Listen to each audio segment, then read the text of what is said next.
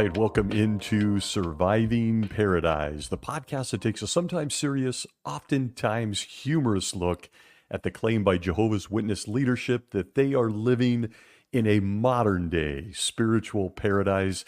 I am your host, Stacy Bauman, former elder, ministerial servant, and a little guy raised as one of Jehovah's Witnesses throughout the 1970s and 1980s. Warning as we do, we try to have some fun here. There's healing, tears, laughter, sarcasm, humor, you name it. It's a mixed bag.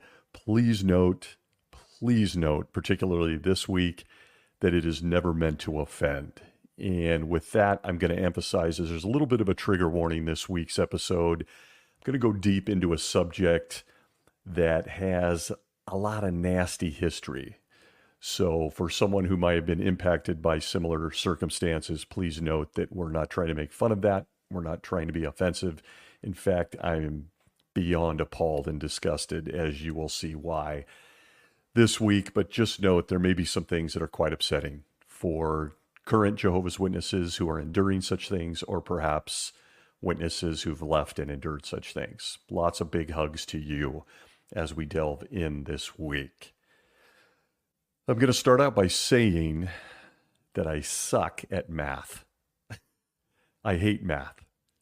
It's my least favorite subject, despite knowing that numbers are of great value in our lives. Bank accounts, science, you name it. Without numbers, life would be nearly impossible. We need numbers to measure many things in life. Our health, blood pressure, blood cell count, our heartbeat, our vision, all managed by numbers, all measured by numbers. Numbers drive some of the most significant innovations in human history. Airplanes, engineering, where's my engineers? Computers, computer science, on and on it goes. We take most of what numbers do for us, at least in my opinion, for granted. I'm not a numbers guy. We tend to not think about them. I certainly don't. We only notice it when we try to slip into those blue jeans we wore at 19 years old and suddenly discover we can't even get one leg into them and forget about getting them buttoned. Numbers, our waistline. There's a constant reminder that we measure everything with numbers. And despite my deep appreciation and ongoing dependence as the rest of all of humanity on numbers and all things mathematics, I suck at it. I suck at math. As a personality and as a person, I tend to lean into all things nuance, the things that aren't as easily measurable. Not a secret on this show. I brought it up many, many times in the past. It's my belief that numbers have zero, and I mean zero, place in a conversation about people. Check that. The one number I love when it comes to people is actually this one. Scientists estimate that the chance any of us, any single one of us was ever born is estimated to be 1 in 400 trillion, a number I can't wrap my head around. But I want to encourage you to think about that the next time you look in the mirror at yourself, and go easy on your nose or maybe your hairline. It is truly unique, 1 in 400 trillion.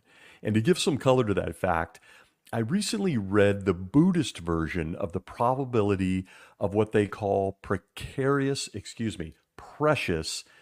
incarnation. It is precarious. Imagine, by comparison, according to the Buddhists, they say imagine that there was only one life preserver thrown somewhere in some ocean with exactly one turtle in all of these oceans swimming somewhere underwater. The probability that you came about is the same as that turtle sticking its head out of the water into the middle of that life preserver on one try. I think that's kind of fun. Thank you to our Buddhist friends out there. But back to the matter of math. I hate it. But I do love the number when it surrounds a description of each and every one of us, 1 in 400 trillion. People, at the end of the day, are miracles. We are all miracles. Full-blown, living, breathing miracles. And to be honest, that is math. that I can actually get behind. With that fact in mind, that we're all miracles, I'll now say that I truly hated the way Jehovah's Witnesses viewed unbelieving mates. Almost as much as I hate math, maybe not quite as much. If you're not familiar with that term, unbelieving mate, let me clear it up for you. An unbelieving mate, according to Jehovah's Witnesses and leadership, is someone married to a baptized Jehovah's Witness, but themselves not a baptized Jehovah's Witness. You see, despite each and every breathing person being a miracle, the leadership of Jehovah's Witnesses has found a way to target unbelieving mates as potential conversions to their way of seeing things in life. And the bond of marriage provides zero protection to the person who just wants to love their husband or wife or partner. Please note, how they build the perception of an unbelieving mate ranges from very subtle, almost warm and fuzzy in some cases, to downright disrespectful. But it's all in the name of what they call the truth, the one true religion. And now, as I mentioned at the outset, my weekly disclaimer for those that send me notes on this show. You'll see some of them on YouTube and in the social media channels. No, okay, I want to underline that. No, not every Jehovah's Witness views unbelieving mates the way the governing body does. There are lots, and I mean lots, of very kind Jehovah's Witnesses with genuine intentions towards those that may be married to a witness but aren't a witness themselves. But that is not what this conversation today is about. It's about what the governing body teaches and encourages Jehovah's Witnesses to do to those spouses that aren't baptized Jehovah's Witnesses, that they're aware of, that they may have even met if they visited the Kingdom Hall with their husband or wife. And make no mistake, when it comes to Jehovah's Witness culture, there is always a plan for getting you to join in on the fun. The same is true for an innocent mate of a Jehovah's Witness. You don't, or you didn't think you were getting out of the fun, did you? Come on now. Come on. You simply fell in love with a wonderful person. You're a big believer in supporting them, including even their spirituality. You never considered it from any other angle. Would I be right? That's typically the case with an unbelieving mate. You love your person.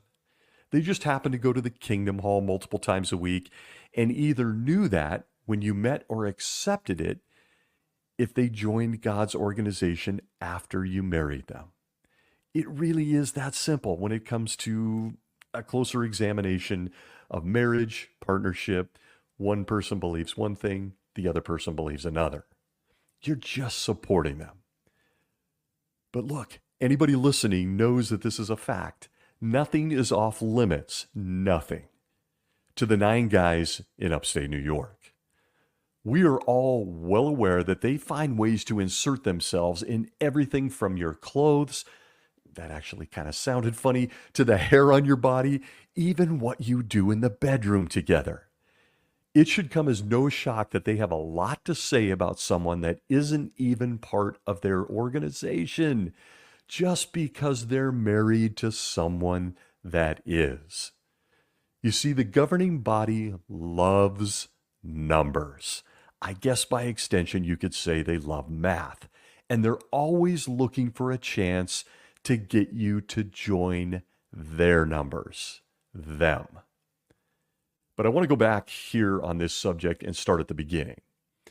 If you're an unbelieving mate married to a Jehovah's Witness, you should know your status in the universe. And how do I say this? This too, like so many other things in this religion, has changed a lot over the years. You know, if you've been listening to this show, it's this little thing called New Light. The governing body's version of drawing a line in the sand, then erasing the line, then redrawing it, because Jehovah clued them in at the last minute. New Light. But in the past, an unbelieving mate lived on pins and needles, possibly attending the Kingdom Hall meetings with their mate and hearing how everyone not a Jehovah's Witness would soon be killed by the loving God Jehovah, because they weren't a Jehovah's Witness after all. They get to die. Imagine the emotions, and I know there are people out there that have had these thoughts from an untold number of non-Jehovah's Witness mates who just came to church in their mind with someone they loved because they were invited, only to hear the following message emphasized in every talk and meeting part they ever had a chance to listen to. The Watchtower of 1989, September 1st, page 19, tells us this: only Jehovah's Witnesses, those of the anointed remnant and the great crowd as a united organization under the protection of the supreme organizer, see last week's episode, have any scriptural hope of surviving the impending end of this doomed system dominated by Satan the devil. End quote. Very encouraging. It's all very encouraging. You got up early Sunday morning to be with that someone you love. They really wanted you to come to the meeting. You went with them to support them. It's a couple hours, only to hear that you would soon be killed because you weren't one of those people baptized in the Kingdom Hall. It's all warm and fuzzy. I couldn't help but imagine on several occasions, knowing many unbelieving mates, how brunch went later that day after the meeting. That conversation over Eggs Benedict must have been something like this. I don't know. So, honey, what exactly is your plan for when Jehovah kills me at Armageddon? Are you going to marry a Jehovah's Witness guy or girl? And by the way, can you pass the salt and the pepper? I've spent far too much time wondering how unbelievers view the awful content at meetings of Jehovah's Witnesses.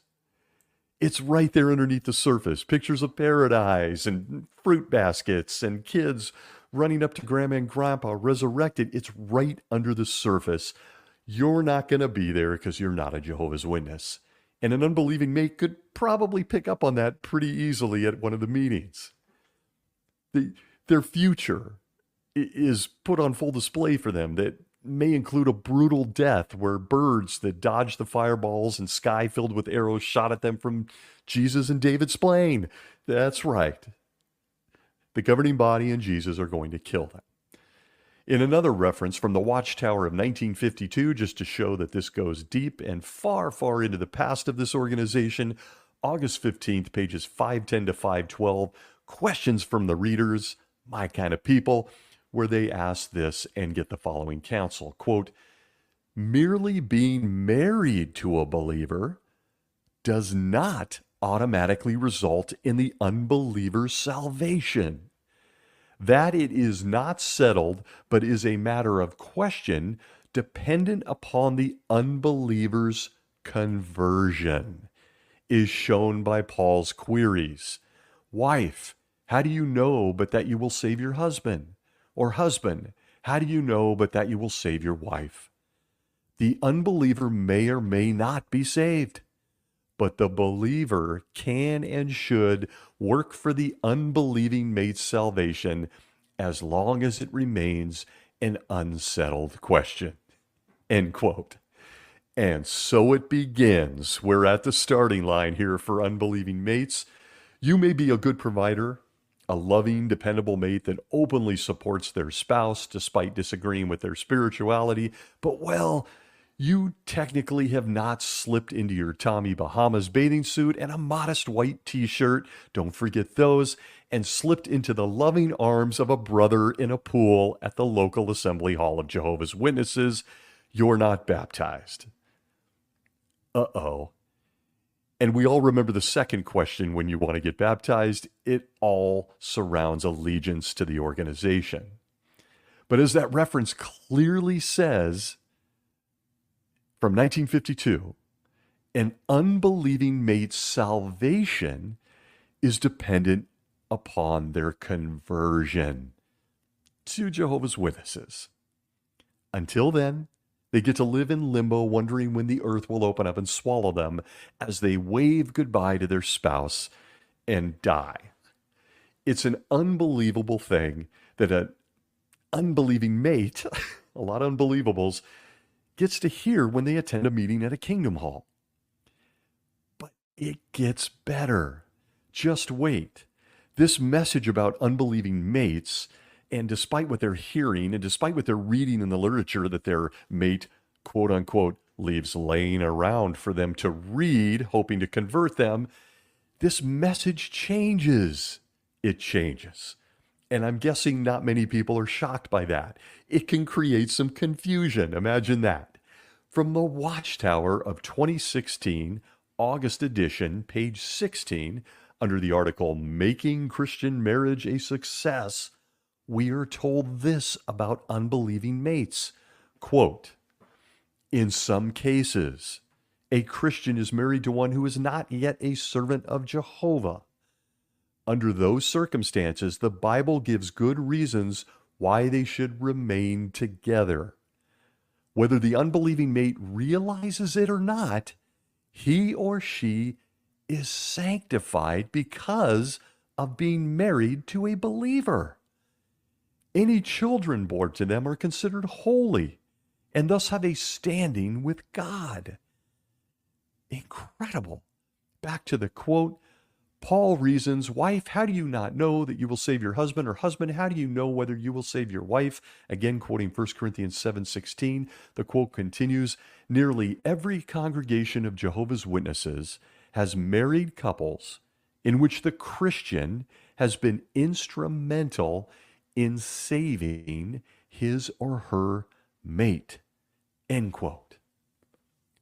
Wait, what? Is this a new point to you or anybody listening? Do most Jehovah's Witnesses know this fact, as told to us by the governing body in August 2016? How many questions instantly popped into your mind as I read that?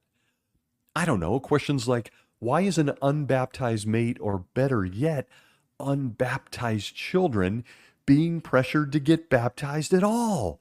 What is the point if they are sanctified and holy because there's a Jehovah's Witness in the house?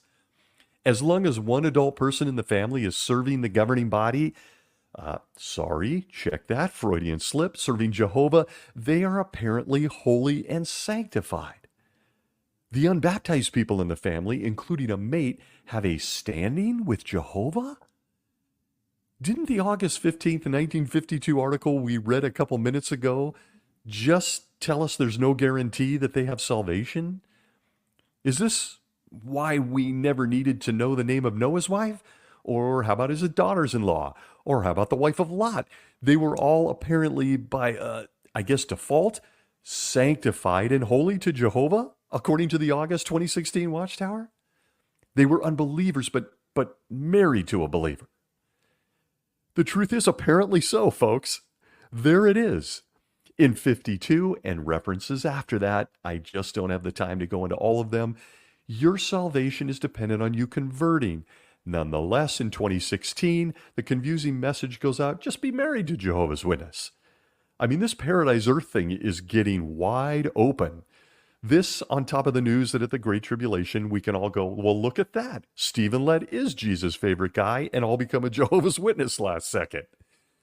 But for married people and unbelieving mates, they just need to be married to a Jehovah's Witness. It's an incredible and confusing message that I'm going to go out on a limb and say not many people know. And when you look back at some of those sarcastic names I reeled off from the Bible, is it any wonder we didn't know their names? They were just married to some of the original Jehovah's Witnesses, so they're good to go, apparently. And all of this type of counsel that a Jehovah's Witness or their unbelieving mate may be exposed to, may hear, may have their attention called to, just creates more questions. Not to be discounted is the subsequent confusion for an unbelieving mate who knows that all Jehovah's Witnesses are said to be fit for a genocide. In fact, they heard it themselves at the special talk their wife invited them to after that memorial thing, only to then learn they're personally in great shape because their wife is a Jehovah's Witness? What? If only Jesus had taught this clearly, huh? It's as confusing as a mud puddle and a mixed message that, in one of many things we could cover on the subject of unbelieving mates, surely creates an unbelievable pool of confusion. If not for the unbelieving mate, who very likely could care less about all of this, the Jehovah's Witness mate is sitting there going, wow, wow. And trust me when I tell you, I met several very smart unbelieving mates and spouses through the years that saw through all of this stuff. I was in a few private conversations that ended with kind of a grin and a wink, if you know what I mean.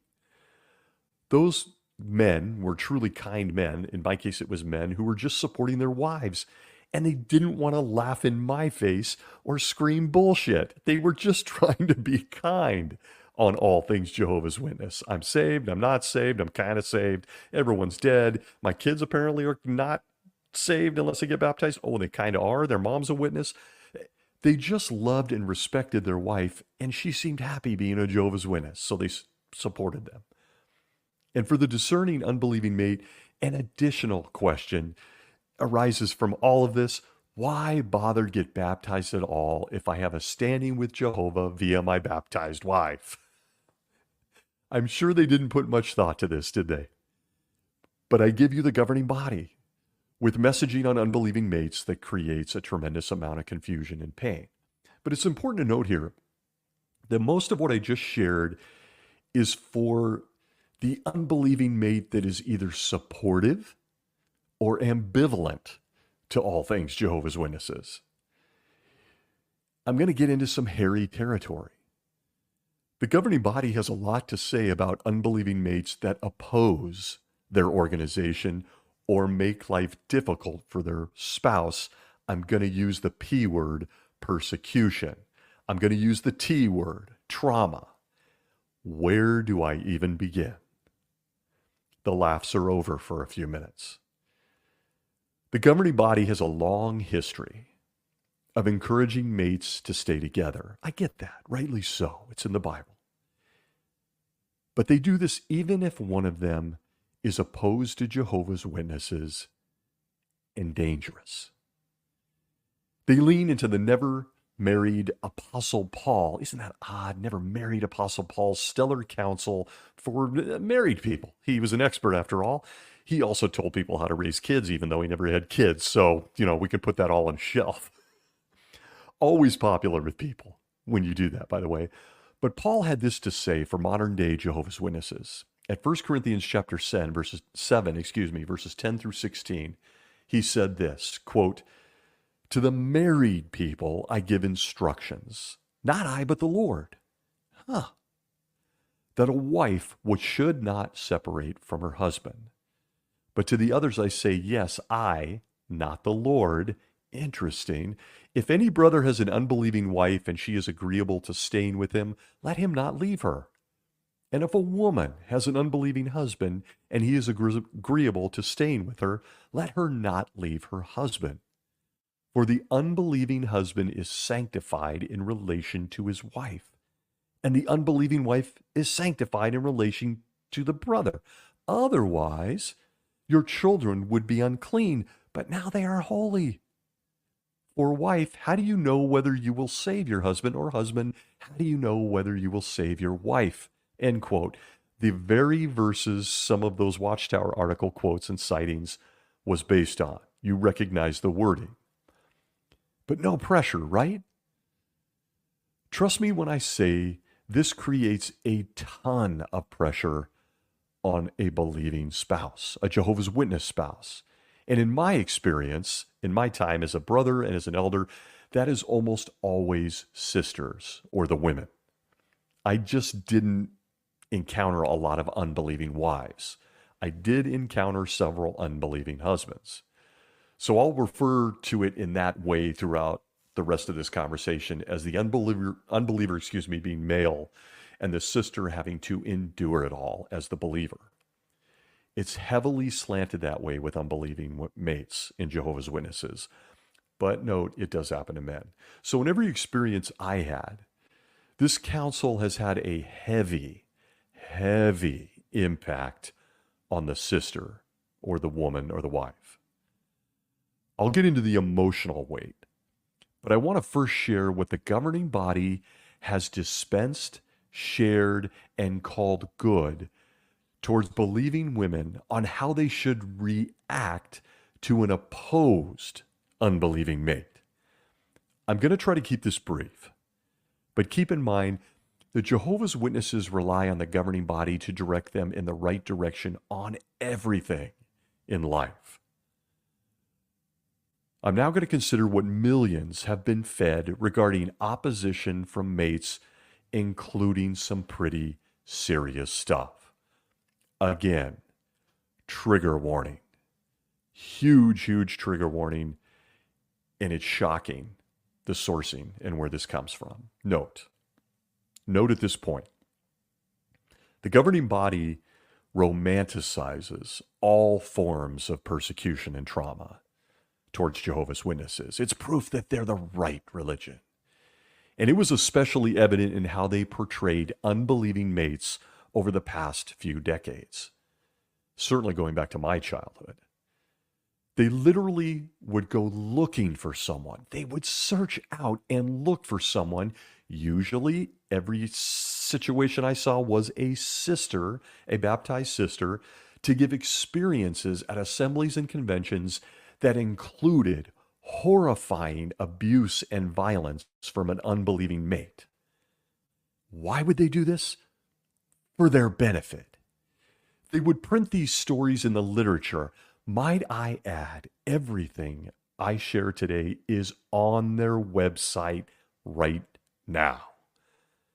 But they would print these stories in the literature glorifying the martyrdom of these women for enduring violence and abuse, all the while encouraging them to stay and endure it.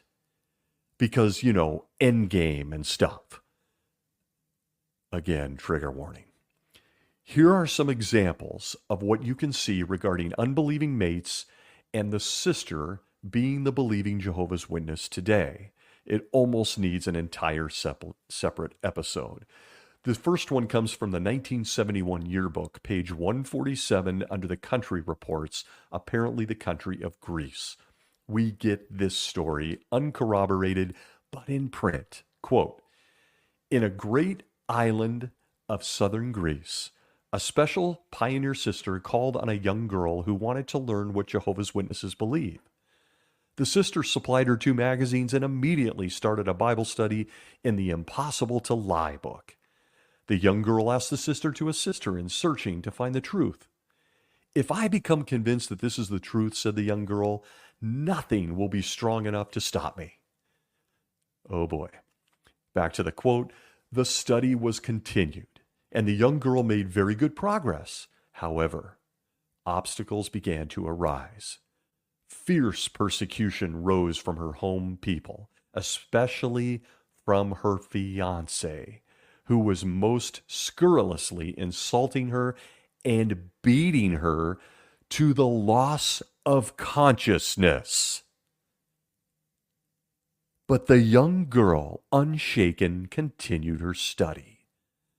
On her return home in the evenings, there was waiting for her 3 priests of the parish, 1 theologian, and 2 nuns, all in an endeavor to put the misled girl back to the straight path. When this method proved unsuccessful, the girl's fiancé broke into the house wherein the study was conducted with the special pioneer sister, grabbed his fiancé, and beat her, while insulting and threatening the sister too.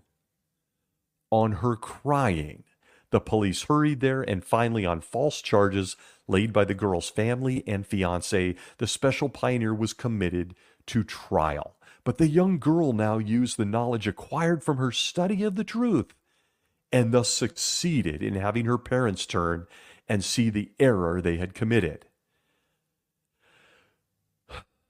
Now, all of them attend meetings. 3 have been baptized. 4 Bible studies are conducted in her home, and a total of 7 persons have come to know the truth from this adventure. I'm going to say it again. 7 persons have come to know the truth from this adventure. An adventure. She was beat senseless. The quote continues, her formerly cruel fiance, now her husband, is also a publisher. End quote. And man, I can feel my blood pressure going up. An adventure. That's what this was. And it's in print. Yearbook, 1971. It's in print as an example of how to handle an unbelieving partner. She stuck around for beatings and abuse. The pioneer sister, not sure how she aided her, but I'll be damned, she kept studying with her. And all of this was justified because the unbelieving fiance and future husband became a Jehovah's Witness. End game and stuff.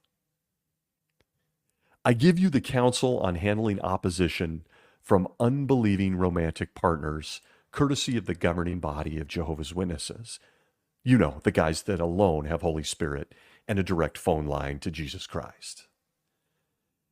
If you go looking, you'll find a mountain of life experiences and like experiences that the faithful and discreet slave have rolled out to millions of Jehovah's Witnesses at this very hour in 2024, and it has a deep, deep impact on the decisions a believing spouse has to make on how to be a loyal Jehovah's Witness. They must endure anything. They must endure everything, including, as I just read to you, deadly violence. Anything to get the unbelieving mate to see they're a good example and become a Jehovah's Witness. And at the risk of turning this into a disturbing episode, I'm going to hover here a little bit because I want this to have the shocking impact it should. Everything I'm going to share for a few minutes is on the website. All you do is type in unbelieving mate. You're looking for answers. You're a sister. You've endured a lot of stuff. You want him to come in, or you're him and you want her to come in to, quote, the truth. This is the type of stuff you will read from The Faithful and Discreet Slave. From The Awake of 1972, March 22nd, page 15, will a mild answer work? We get this. Quote, one Friday evening, I arrived home from the meeting at the Kingdom Hall to find my husband and eldest daughter in the living room. He was very drunk and had just finished cleaning his guns. End quote for a moment. At that point, anyone listening, please grab the child and please leave. But not this, sister, and it's in print. Back to the quote. He sent our daughter into her bedroom, loaded his pistol, and seizing me around the neck, placed the gun to my head. He threatened to kill me because I continued going to the Kingdom Hall, which I had a legal and scriptural right to do. What? What could be done in such a situation? What would turn away the rage of a drunken, armed man, otherwise known as her husband? She gave a reasonable answer, but also a mild one, as she says, I prayed to Jehovah for guidance and the right words. Imagine this, folks, end quote. This poor woman has a man who's got her by the throat, a gun to her head, and she's just praying to Jehovah because that's the counsel the governing body wants someone to have with a violent, opposed, unbelieving mate. That's it. Back to the quote, prayed to Jehovah for guidance and the right words. I asked my husband which one of our mothers he wanted to raise the children. He knew that his mother wouldn't want them at all. And he knew that my mother would bring them up to be Christian witnesses of Jehovah. After quietly reasoning with him along this line for a while, I was able to talk him into giving up the gun, and I convinced him to get some rest and think about the matter later. Here it comes, folks. Quote, now, some years later, this Christian woman is still happily serving God and finding joy in seeing her children progress along this line too. She says, my husband has gradually grown less opposed to my Christian activities. Surely she experienced the wisdom of the divine guidance and answer, when mild, turns away rage. End quote. I I don't even know what to say. Yeah, she's still with this man who grabbed her around the throat, put a gun to her head in front of her kid.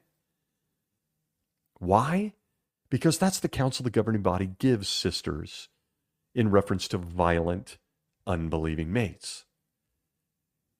This is on the website for a woman to read tonight. And it's called Spiritual Food, and it's part of their spiritual paradise.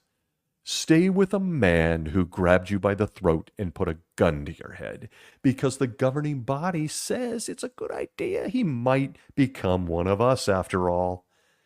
Not to be outdone in our quest to paint violence and abuse as something to endure if you want to serve Jehovah, how about just a little bit more? The Awake of 1978, December 22nd, page 21, they won't forget their Oriental tour. It's an odd one, didn't read all of it.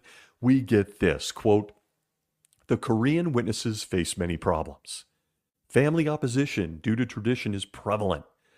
One experience related was that of a police officer whose wife became one of Jehovah's Witnesses.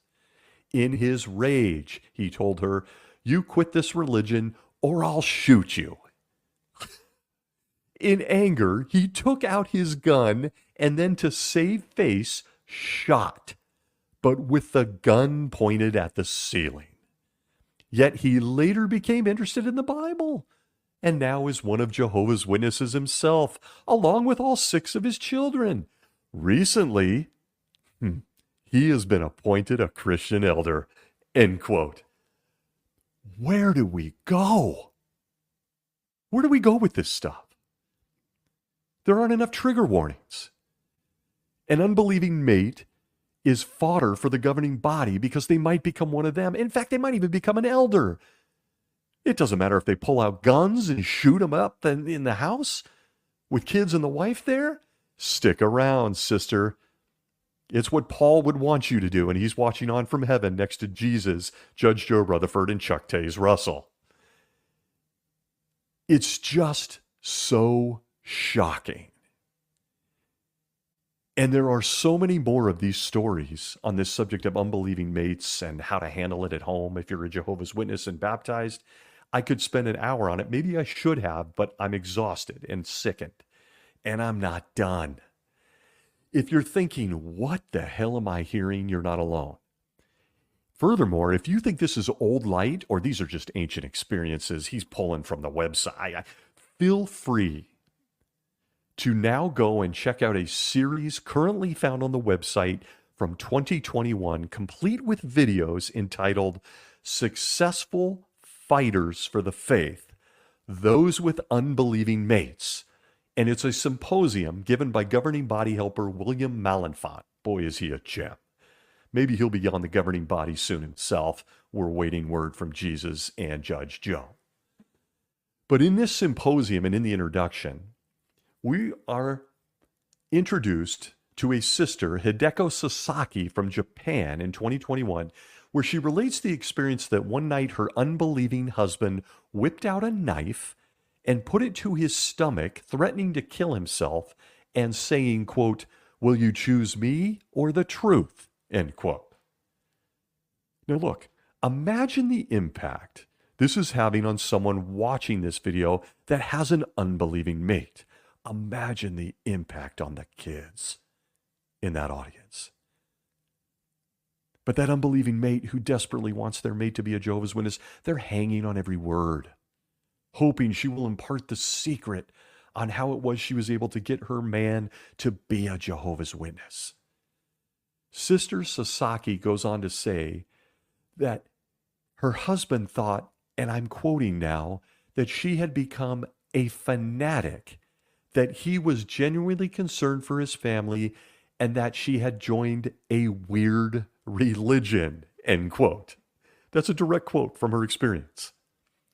I mean, why would an unbelieving mate get to that conclusion? Why would they think that? Fanaticism, weird religion? Isn't that a bit of a reach for an unbelieving mate? Come on now. You mean only Jehovah's Witnesses who allow their children to die when they need a blood transfusion can save their life? You find that fanatical or weird? They did stand back and say a prayer. They hope for the best. They also, believe generations overlap, something no one can, outside of a Star Trek episode, can explain. They also, we've learned that, why would you call this religion fanatical or a weird religion when, men need permission to grow the hair that's on their face? They just got permission, and boy, are they excited about it. You mean a mate would actually sit and think that Jesus looked around the entire earth and landed on Stephen Lett to lead his people during the all-important last days? I could go on with these questions as to why someone would find it fanatical and a weird religion.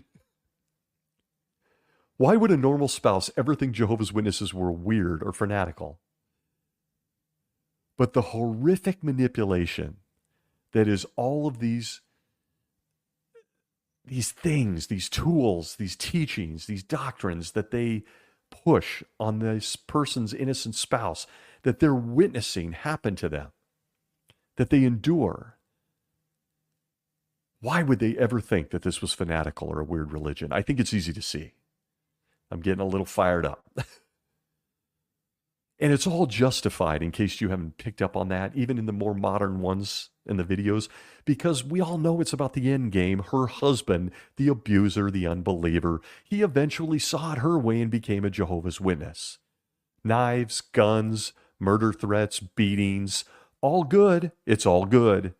As long as that person eventually becomes a Jehovah's Witness. There are so many factors to consider on this subject surrounding unbelieving mates, but the dangers some Jehovah's Witnesses will endure can all be traced back to the 9 guys in upstate New York and how they personally interpret the Bible.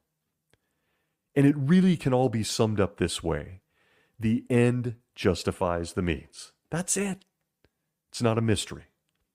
In fact, during that symposium's introduction, Brother Malenfant went on to share exactly, he just exposes how the governing body views unbelieving mates when he said this, quote, please go watch it.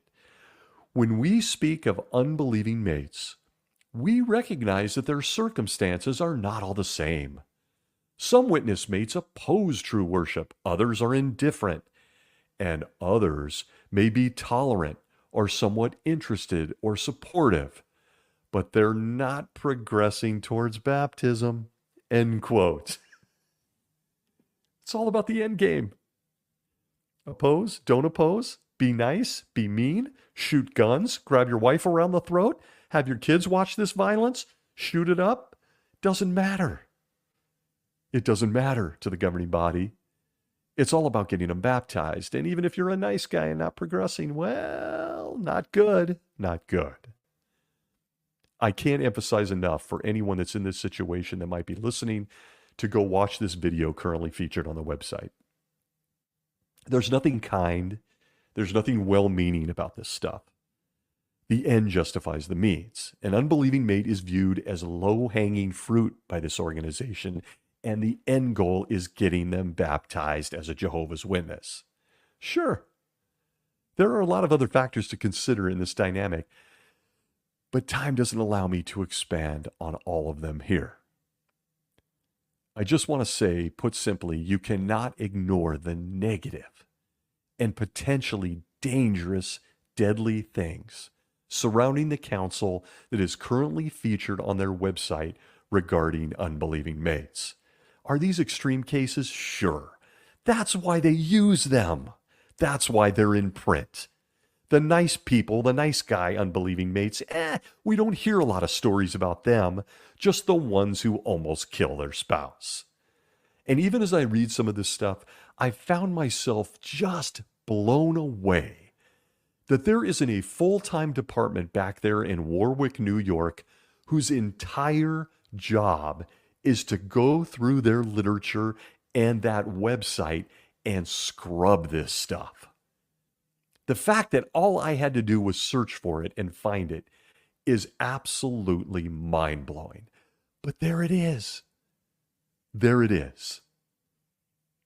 And just one more example showing how they feel about unbelieving mates in this particular bucket of the story and what they care most about. The Watchtower of 1974, June 1st, page 342. What prevents you from getting baptized is the article.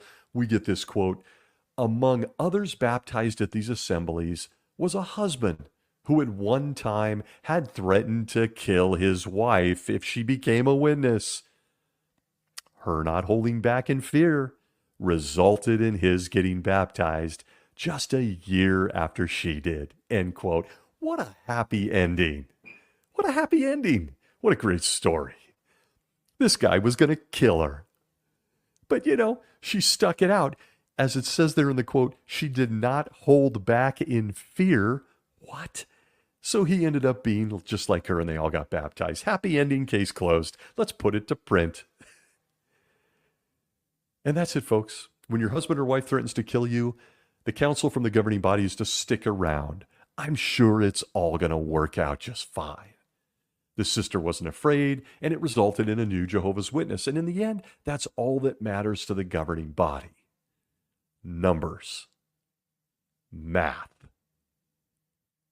And I just want to say before I move on, please note that this is gross sarcasm, and that's not saying enough. And I never, ever, ever, under any circumstances, do this. If you're being threatened, abused, or you're in danger, do not listen to the governing body of Jehovah's Witnesses. Do not take this counsel in their magazines as something Jehovah and Jesus want you to know. They want you to stay. Do not believe it. Please leave. Seek help and protection. There are resources. Okay. I went off the rails. I get it. But I'm moving on now. With the only reason I shared these horrors being to create awareness to what the governing body does to people. It has to be told. All under the umbrella of spiritual food and a spiritual paradise. Right. Okay. There's more to consider. When it comes to unbelieving mates, I'd like to break down the characters in the drama. Let's break it down to the parties involved in this dynamic, this situation. I want to start first with the unbelieving spouse in this relationship. And we all knew them, most of them very nice people. But you have to ask the question, how did they get there? How did they get here? It doesn't matter how they ended up married to a Jehovah's Witness, but in most cases, it involved a lot of sacrifice. There's just no denying that. I'm sure that most of us haven't even thought about the sacrifice unless you spend the time to do so. Maybe that person was disfellowshipped when they met, they dated, and then married. Then their wife got reinstated. Know a few of those. Maybe you were the reason the Jehovah's Witness got disfellowshipped to begin with. They slipped up, they dated you, you guys got naked, we know what happens. And that's created an uncomfortable guilt-ridden dynamic with you and your spouse, the way it all started. You feel the weight as the unbelieving mate. You feel the weight that you're the reason this organization considered them unrepentant and shunned them and disfellowshipped them. I've known a few of those. Maybe they got here by meeting an amazing worldly person, broke all the Jehovah's Witness rules on dating, and eventually married an unbeliever, that being the believing witness. Maybe you were a Jehovah's Witness at one point with your spouse, but eventually you saw through all of it and left the organization, and they're still in it. But two things, no matter how you got there to being the unbelieving spouse, are certain if you married a Jehovah's Witness. And they are, at no point would any spouse get married thinking they would be sharing their spouse with 9 guys in upstate New York. I doubt there's many people who thought about that. And second, your life as an unbelieving mate will include a long,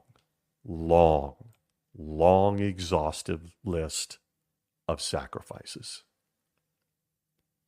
I used to watch unbelieving husbands come to the memorial or an occasional meeting with their wives.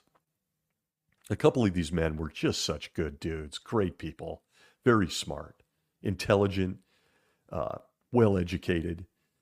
How they handled fatherhood, despite not being a Jehovah's Witness, was also just equally impressive. Good dads, good fathers. I told some of my own experiences with those who had kids that wanted to get baptized, and I wouldn't let them. I'm sure they're grateful today because they don't shun them. But I'm sure no shock to anyone here. I found myself with a lot of questions as I watched these guys. And oftentimes, I have to confess, I really felt bad for them or embarrassed at times for how we treated them when they showed up. So disingenuous, so dishonest. Not everybody. Again, that's a broad brush, but most people. Have you ever sat back and truly, truly thought about what an unbelieving mate's life looks like? Really give it some thought. I'm sure most of us would agree that being a Jehovah's Witness is no picnic. You got the endless obligations, the meetings, the preaching, the conventions, all the rules, along with the subsequent guilt for not doing enough, not giving enough. But think about the life of the unbelieving mate. Don't dismiss what these unbelievers endure in their marriage, in their relationship, the most precious and important relationship they'll ever have. The person you love most in the world is gone from the home 2 to 4 times a week, serving an organization you're not part of. Sometimes you don't know a lot about. An organization that preaches genocide, demands obedience, and is currently making headlines regarding the abuse of children. Why would an unbelieving spouse be concerned? Then you may have a Jehovah's Witness spouse who doubles down on that schedule by being, I don't know, a pioneer, dedicating all their waking hours to standing next to a book cart or handing out books and magazines for these guys. Imagine how that makes you feel as the husband or wife that doesn't believe. And what about the time and the money typically spent with or for the family being consumed by an organization known as Jehovah's Witnesses? Lost time you're not getting back with your spouse. So it's really easy when you sit back and think about it to see how troubling this is for the unbeliever, even the ones that aren't opposing and being violent. Just nice people trying to figure it out. They just love their spouse. Make no mistake, this causes a lot of strain on a marriage. And I got to say this, and it's bold and it's blunt, but guess who that Jehovah's Witness spouse is going to choose when push comes to shove? And don't think for a minute that the unbelieving mate doesn't know it. They've been to a few meetings. They visited with a few other witnesses. They knew who is paramount and who means the most to their spouse. The challenges common to marriage happen to these people too. It's not like they're immune to it. We all got problems and challenges in our romantic relationships, but they're only exacerbated by one person wanting one thing and the other person belonging to the local congregation. That seeps into their marriage, their daily life, their conversations. It permeates their relationship, especially if there's children involved in a divided household. One parent believes one way and teaches and says one thing, the other parent believing what 9 guys in New York tell them what to do. It's very troubling, and it's a very challenging dynamic for someone who just loves their spouse, but not the organization. And it's funny because you'll find when this subject comes up, you'll find most Jehovah's Witnesses quoting Matthew 10:34 through 36 of the New World Translation, which says this, quote, "Do not think I came to bring peace to the earth. I came to bring not peace, but a sword. For I came to cause division with a man against his father, and a daughter against her mother, and a daughter-in-law against her mother-in-law. Indeed, a man's enemies will be those of his own household." End quote. Jesus speaking, and it includes believing and unbelieving mates. And oh yeah, I got to tell you, I've seen that one used with an elder basically shrugging and telling the sister we were talking to that, well, she was responsible for marrying the guy, so there's not much we can do. He's not a witness. Oh, and Jesus said this would happen. Remember that, sister? He came with a sword. That's literally a shepherding call I witnessed for a woman who was at her wit's end with all the pressures on her marriage, her life, and her family life because she was a witness and her husband wasn't, despite being a good, decent guy. I got to tell you, I really miss some of those just phenomenal nights as an elder. A true study in humanity and stupidity. It's just shocking to look back on. I can't believe I was a part of that some days. But as my mind would drift to my own questions upon seeing an unbelieving mate, I couldn't help but wonder what daily life looked like for them. The unbelieving spouse celebrates all the holidays alone. And that impacts his or her extended family when the couple never participates in family time at Christmas. Your parents, your grandparents, cousins, uncles, aunts, brothers, sisters, who all know you're married to someone who just won't participate in family tradition. Thanksgiving, Mother's Day, Christmas, out. Can you begin to imagine what it's like to tell your extended family that your husband or wife won't be participating at all? They won't be coming to dinner, they won't be giving or receiving gifts, and a long list of other things? Do you know how hard that combo must be? Do I need to mention birthdays cease to exist for the unbelieving mate?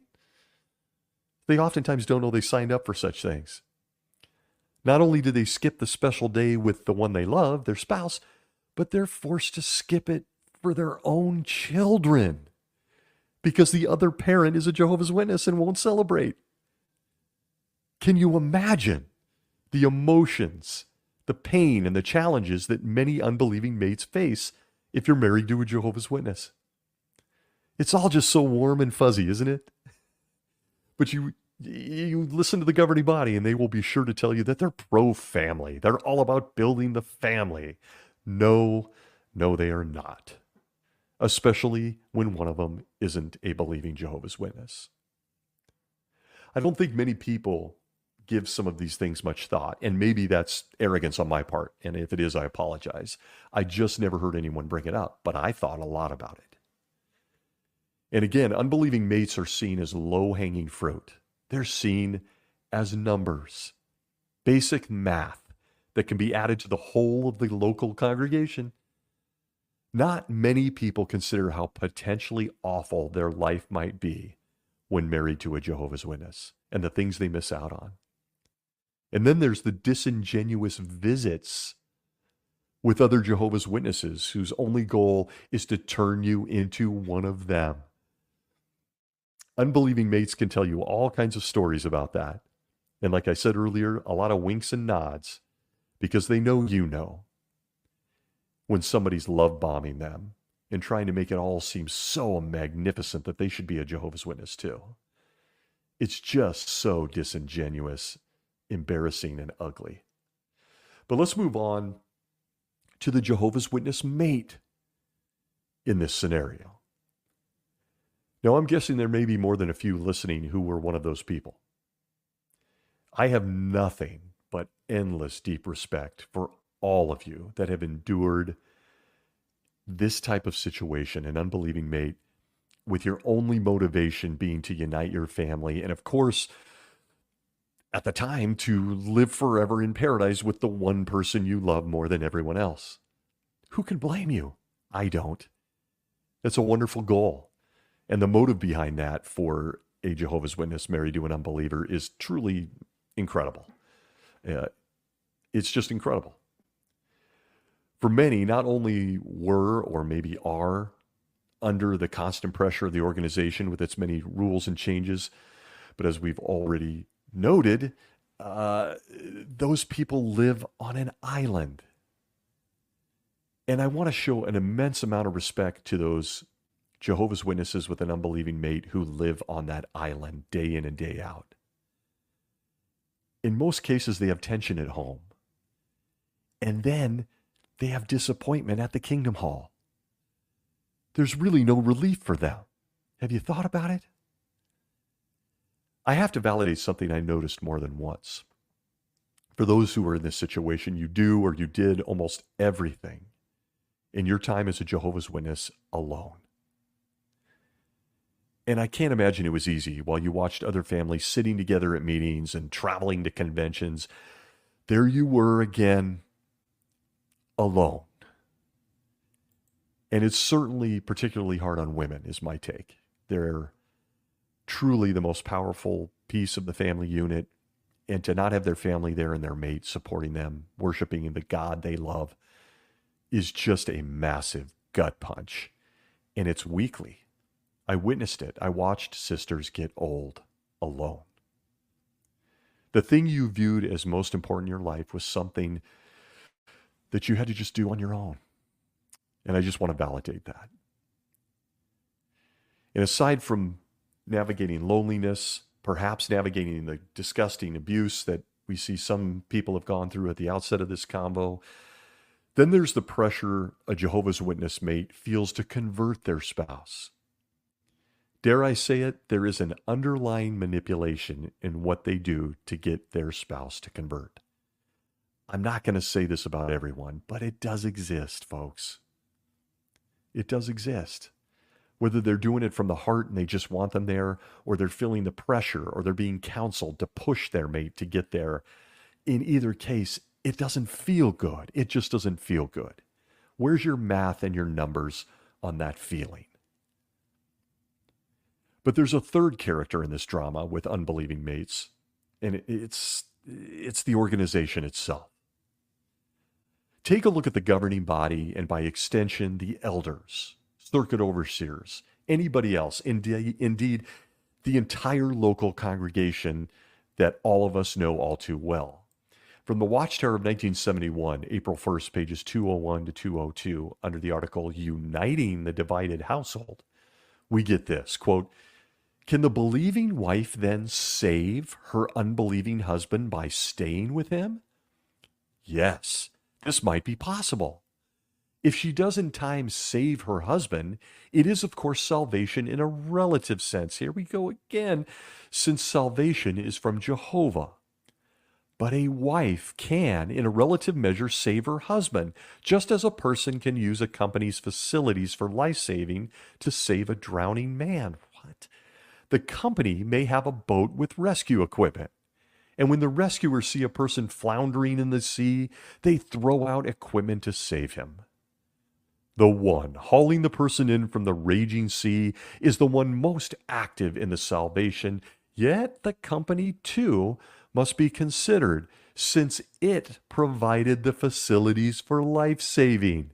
Do you see where they're going here? Back to the quote, "Jehovah makes the arrangements for salvation, but he uses individuals to have a part in this life-saving work. So, the believing wife can save her unbelieving husband. She can help him to salvation. How encouraging that is." End quote. This is all so damaging to someone who feels and thinks and is motivated from the heart. You can see why those women at the outset of this episode on unbelieving husbands endured abuse. They want to save them. I'm not saying it's healthy, and I never encourage enduring that. But you can see what they might have been thinking. I can save him. I can save my kids. I can save my family. And oh, this illustration of a company. Who could that be? Who could that be? Who sends and throws out the life preserver? Who could that be? I'll let the reader use discernment. I think we know. But keep in mind that hovering in the background is that the Jehovah's Witness mate sort of deserves all of their misery. Because in many cases, they married the unbeliever. They broke the rules. They dated someone they shouldn't have. They didn't look for that elder or that pioneer sister. They dated someone who wasn't a Jehovah's Witness. So, you reap what you sow. You reap what you sow. Who hasn't heard that? I've heard it many times. Or how about the disturbing hypocrisy of the elders or others who suddenly want to conduct a Bible study with the very people or person a Jehovah's Witness is told is bad association and should never be dated or even considered for marriage. Where is the irony in that? Then, once married, the Jehovah's Witness is labeled as weak or disobedient, only to have their mate targeted as a potential convert. The hypocrisy is staggering. It's never about people. It's about numbers. We want to get another convert.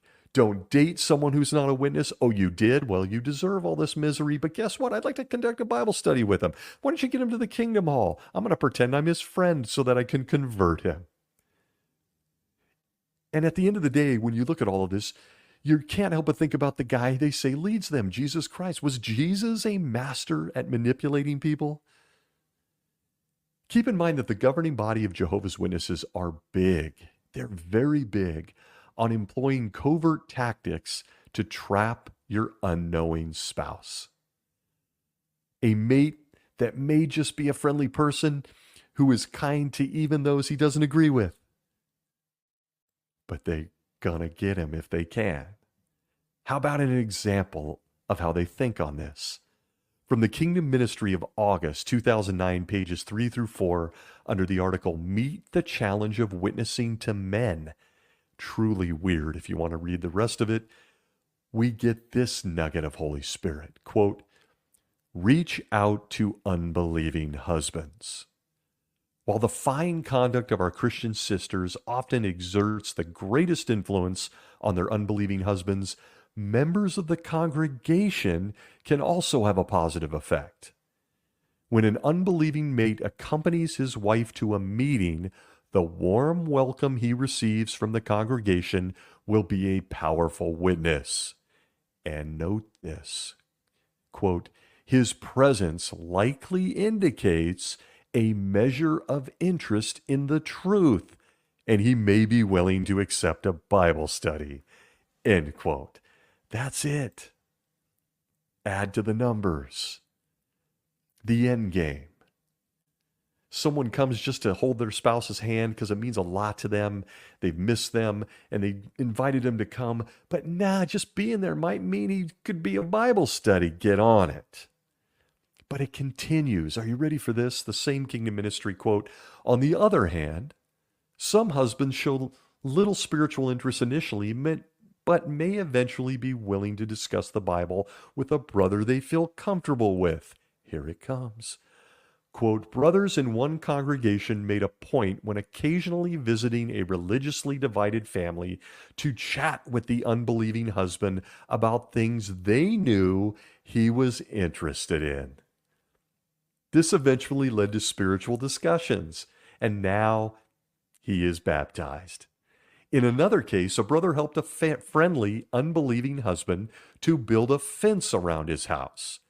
By demonstrating personal interest in this way, a Bible study was started. If you are a Christian brother, why not reach out to one or more of these unbelieving husbands? End quote. Need a Bible study? Help that sister's unbelieving husband fix his car. Know a sister whose husband loves fishing? Pretend that you love to fish. The end goal here isn't kindness or a new friendship developed on pure motive or out of the heart. It's about conversion. And you will be a hero in the congregation. Oh, you will be praised. In fact, you'll probably be lined up to give an experience at the assembly on how you started out building a fence and then you got this guy to become like you. People love it when you fake interest in them and their hobbies, right? They love it. But folks, it gets worse. It gets worse. They know no bounds when they will try to go after an unbelieving mate. If you just can't fake interest in cars or reading or his love for bird watching, you'll need to take your plans to gain an unbelieving mate to the next level.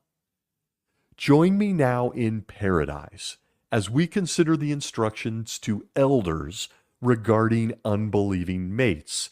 It comes to us from the Kingdom Ministry of November 2010. Can you reach out to an unbelieving mate?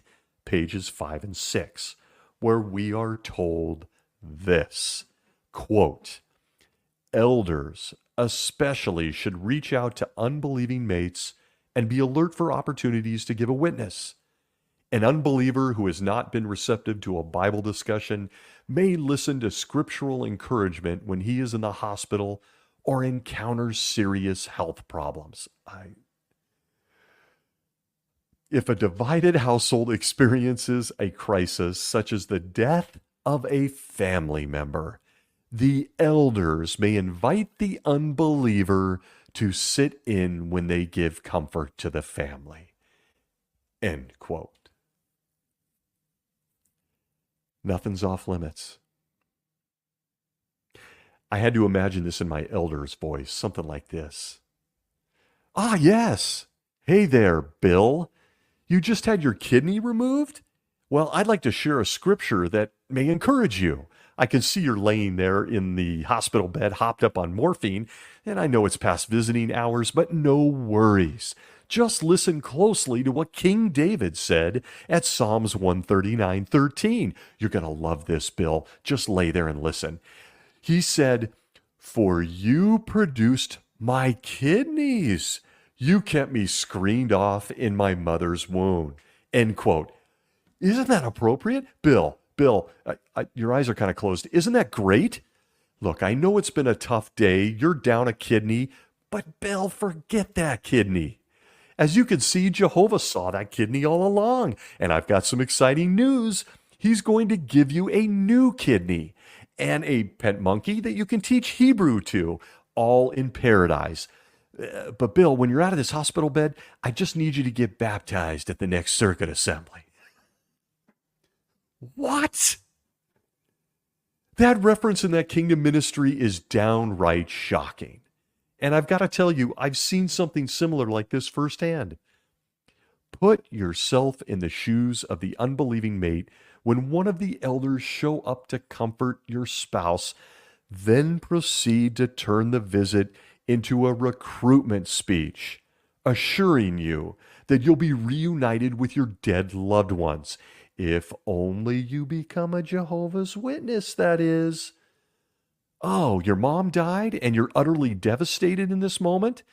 The governing body would like to encourage publishers who they've barely spoken to in the past to reach out and give you a hug. Sorry, mistake, scratch that.